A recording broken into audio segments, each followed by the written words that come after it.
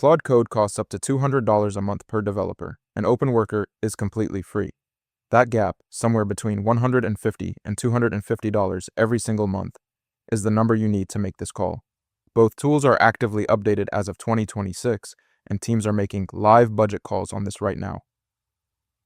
I'm comparing OpenWorker versus Claude Code across 5 dimensions, pulling from official docs, community benchmarks, and user reports I could actually verify. And yeah, you'd think free automatically wins, but the pricing result isn't the whole story, and one of the later tests could completely change how you think about spending that $200 a month. Stick around for the conditional verdict. My name is Brian, and I'm in these tools 12 hours a day, so you don't have to be. I went through 9 sources, 18 data points, and 5 dimensions to put this together, so let's not waste any time and get straight into it. A solo dev shipping 5 projects a year at $250 a month on Claude Code is spending $3,000 annually just on the tool. If OpenWorker can get you 80% of the way there for free, that's a real decision. This comparison is for anyone who actually has to justify that cost. Test 1, code generation and debugging. A solo dev running OpenWorker through 100+ tasks and hitting a wall on complex, multi-step workflows. That's a real productivity cost. You lose hours debugging what the tool got wrong. Code accuracy is the thing that makes or breaks daily output, so let's see the numbers. I pulled DIY AI's 2026 code generation dataset and a user blog covering over 100 tasks. Claude Code scored 9.2 out of 10 overall and 9.5 out of 10 on raw code accuracy. OpenWorker came in at 8 out of 10. OpenWorker's sample is smaller, so take that community number with a grain of salt, but the gap is real. Claude Code takes test 1, 9.2 versus 8, and a 9.5 on accuracy specifically. That's a meaningful gap across 100+ tasks. OpenWorker gets praised a lot for flexibility, but the code quality data just doesn't close that distance. Claude Code is on the board first. Test 2, real-time collaboration and team workflow. A 2-person team trying to share context across a codebase with no shared prompt library and no Slack integration. That's a workflow that breaks down fast. You've probably heard both tools handle integrations well, but the reality is pretty different depending on what you actually need. What I found is that these 2 tools are strong in completely different directions. OpenWorker ships 25+ native connectors, including bidirectional Slack, GitHub, Jira, Notion, Linear, and HubSpot.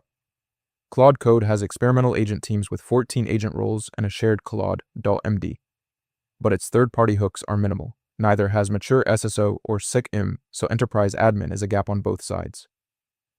This one really depends on what you mean by collaboration. If your team lives in Slack and Jira, OpenWorker's 25+ connectors are genuinely useful. But if you want multiple AI agents working together on the same codebase, Claude Code's experimental agent teams are the only option here. The gap is smaller than it looks because they're solving different problems. This one's a tie. Claude Code does have agent teams, but OpenWorker's integration breadth is genuinely competitive, and they're just strong in different lanes. Score stays at Claude Code 1, OpenWorker 0, 1 tied. Test 3, API reliability and uptime. A solo dev on a deadline whose tool goes down with no status page and no SLA. That's a real problem. You can't ship, you can't debug, and you have no idea when it comes back. For any serious workload, reliability is not optional. I looked at what both sides actually publish here.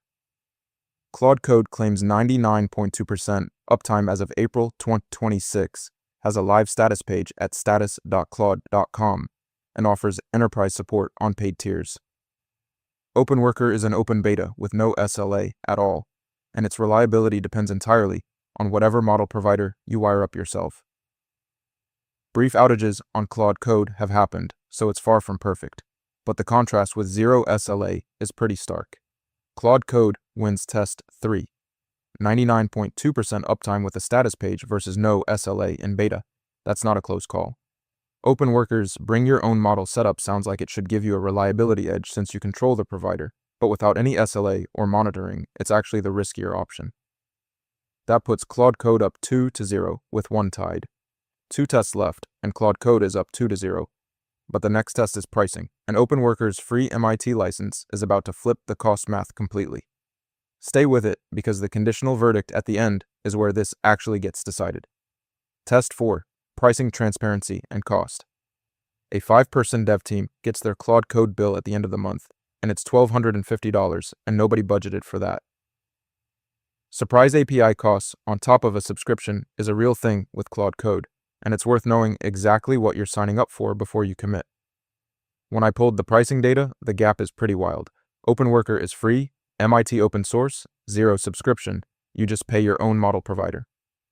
Claude Code starts at $20 a month for Pro, goes to $100 for Max 5x, $200 for Max 20x, and $100 per seat for Team Premium. At scale, that typically lands somewhere between $150 and $250 per developer per month. Prompt caching can cut input costs by up to 90%, but that's not guaranteed. OpenWorker wins test 4, and it's not close.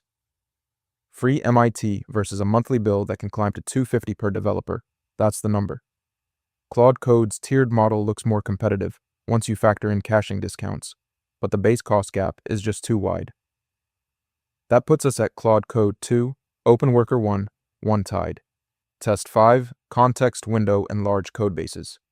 A dev loading a 50,000 token repository into their agent and watching it choke halfway through the file tree, that's a real productivity killer. If your tool can't hold the whole codebase in context, you're constantly re-explaining things, and that costs you time on every single session.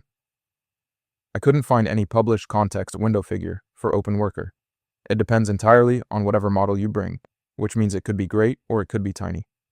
Claude Code running on Claude 4.7 supports up to 200K tokens and scored 9.5 out of 10 for repository context and DIY AI's benchmark.